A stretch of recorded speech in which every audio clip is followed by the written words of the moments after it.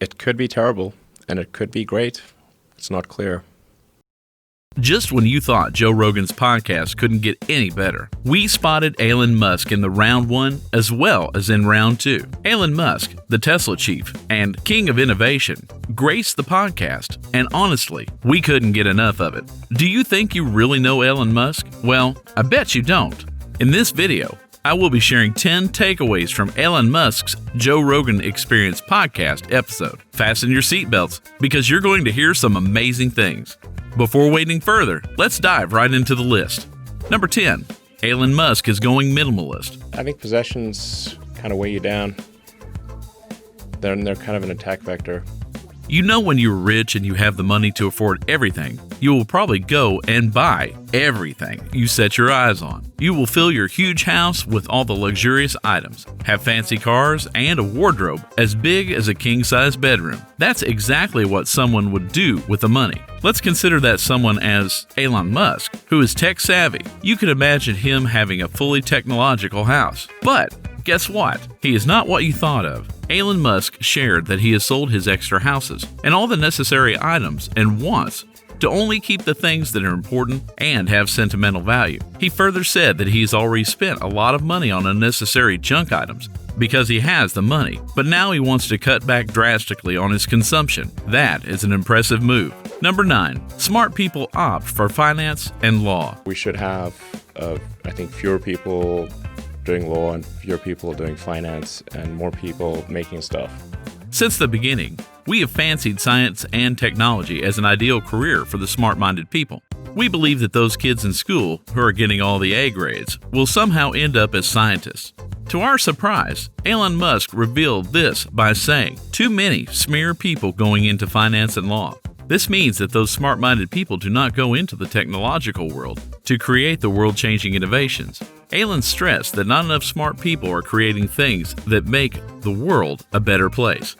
Having heard that, we can say, instead of setting foot on a technologically advanced path, smart people end up opting steady careers like finance and law.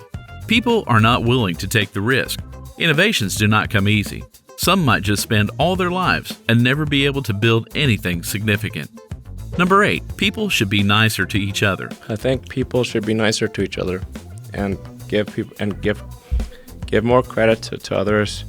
We might have never realized that Elon Musk could have been a motivational speaker, a philosopher, or even a psychologist who could say nice things to people. However, in one podcast, Elon told Rogan that it is easy to demonize people, and once you do this, you're usually wrong about it. He further said that, "This may sound corny. It does sound corny, but love is the answer." It is the answer. Yep. Wait a minute, let me repeat that. This may sound corny. It does sound corny, but love is the answer. It is the answer. Yep.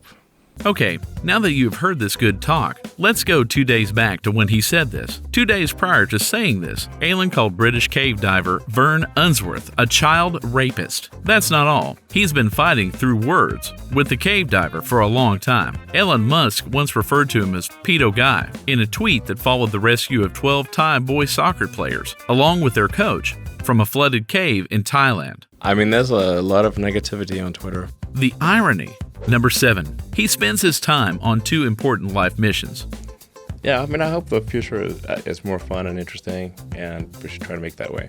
While all of us normal people have goals to have a sweet family of 3 to 4 members, a house, a successful career, a dream car, Elon Musk is way ahead of us. He has goals higher than the moon or the sun, or just the overall planet. In the podcast, he shared that the vast majority of his time and brainpower is spent on his 2 most important life lessons. The first one is getting humans to Mars through SpaceX, and the second one is solving sustainable energy through Tesla. He further shared that 1% of his brain is allocated to Boring Company, and 5% of it is allocated to Neuralink.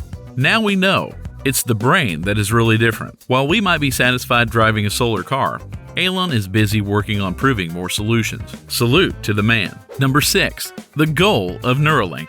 Returns your eyesight, even if you've lost your optic nerve type of thing. Really? Yeah, absolutely. Okay, so in the takeaway discussed before, we came to know that Elon Musk uses 5% of his brain on Neuralink. You may be wondering, what exactly is Neuralink for? Elon Musk shared in the podcast that the goal of Neuralink is to make it possible to fix basically any health problem that originates in the brain. There are a lot of problems and disorders that originate from the brain, namely blindness, deafness, schizophrenia, Alzheimer's, memory loss, etc. The Neuralink implant aims to find the circuits in the brain that are malfunctioning and causing these problems and fix them. That is impressive. Number 5. Neuralink has insane possibilities. I mean, the possibilities are endless. That's so weird. Musk couldn't stop talking about this exciting Neuralink project. He shared that Neuralink doesn't stop at treating brain disorders, but will create absolutely insane possibilities. He shared some ideas, such as the ability to communicate through ideas with other people mentally. This means without any sort of language or speech barriers. Moreover, he shared his vision for instant internal language translation and matrix-like downloading of new skills and knowledge. He says that this crazy stuff will be available in the next 5 to 10 years. My brain is already blowing. I'm unable to grasp all these amazing ideas. Give me a break, Musk. Number 4. Pandemic is a blessing in disguise. We will develop vaccines that we didn't have before. While the pandemic has hit the world so harshly, Elon pointed out something really positive. He says that the pandemic situation has presented the opportunity for some major silver linings. For example, people will start taking hygiene more seriously. More research and funding will be allocated to the medical field to prevent future events like this one. Finally, it's been a good practice run for future viruses, with potentially higher mortality rates. See, he has made us all believe that we are just preparing for a better future. There's always a little good in everything that is bad. Number 3. Problems with the way COVID has been handled. It's almost like people really wanted a panic. It's quite crazy. Musk was talking about real issues in this podcast. Musk was really concerned with the pandemic and how the situation is being dealt with by the authorities.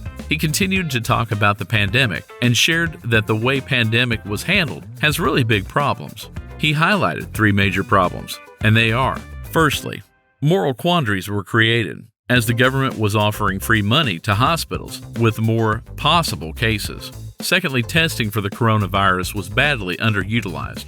Last, but most importantly, data has been unclear since the beginning due to the 2 problems discussed before. Number 2. High-quality, unbiased information is hard to find. It's hard to find something that isn't, that's good. Joe and Elon had a talk about the information being available all around the world. Both of them agree that any information that is available is biased, and that there are frustratingly few places where people can obtain high-quality, unbiased information about literally anything. They also presented a solution. We should follow specific journals that we trust to deliver great content, but do so without interest from advertisers or influential third parties. I totally stand behind this advice. Number 1. Smoking weed leading to drop in Tesla's stock. There's tobacco and marijuana in there. That's all it is. This is a really interesting one. On the very first episode of Rogan's podcast, Rogan offered Elon a cigarette, which he claimed was laced with marijuana. The 2 guys really enjoyed the smoke. Even though marijuana is legal in California, it's not very common in public, especially by someone who is so famous. As soon as the podcast hit the internet, there were mixed reactions. And guess what? The Tesla share prices dropped 6% to 264.4. Then, in an interview, Elon joked that he planned to take Tesla private for $420 a share. The price number was quickly noticed, and he was asked whether the $420 price has a connection to 420, which is used to hint towards marijuana. Elon was ready to give an amazing reply. He said, "It seems like better karma at 420 than at 419. But I was not on weed, to be clear. Weed is not helpful for productivity. There's a reason for the word stoned. You just sit there like a stone on weed." In the recent podcast with Rogan, he talked about cigarettes and said barbecuing your lungs is bad news. It's not good. This brings us to a fun fact about Musk, who was an executive producer on the 2005 film called Thank You for Smoking. Well, it was a long time ago, and we can see that his thoughts have significantly changed now. Before I finish the video, here is a bonus. Elon Musk on Joe Rogan's Round 2 podcast said that food is awesome. Just don't eat right before bed. It's bad for your heart and your sleep. I mean, to be totally frank, speak for myself, I'd rather eat tasty food and live a shorter life.